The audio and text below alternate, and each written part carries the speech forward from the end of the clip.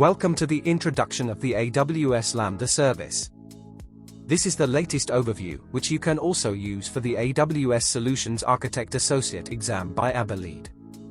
In addition, we offer introduction of service categories, exam question explanations, and practicing of real exams on Udemy. AWS Lambda is a serverless service without fixed costs for unlimited app upscaling or downscaling to zero. In the non-accessible background, Lambda runs a balanced compute fleet including memory, CPU, network, and other resources for your code.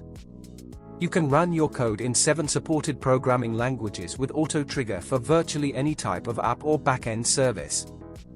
Build your app with as many fast, short-lived and orchestrated Lambda functions as you want. You can use it for uploads to S3 and real-time file processing and streaming.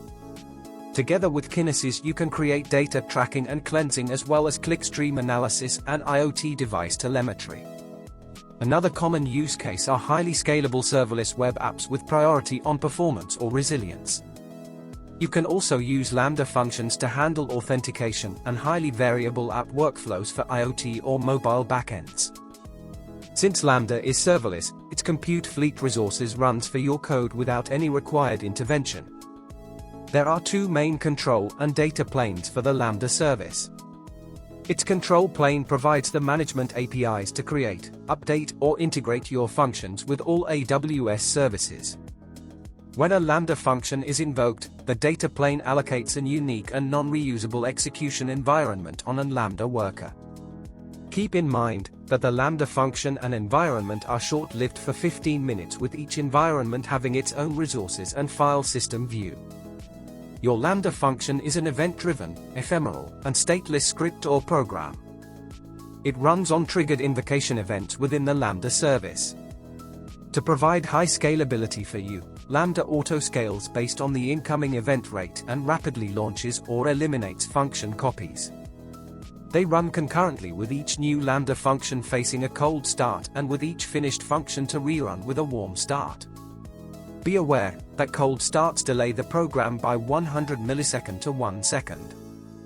Fortunately, less than 1% of all invocations are affected, but you still can reduce the cold start delays.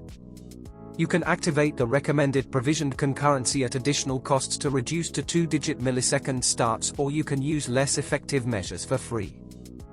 Another valuable feature is the activated versioning with immutable code snapshots to improve availability.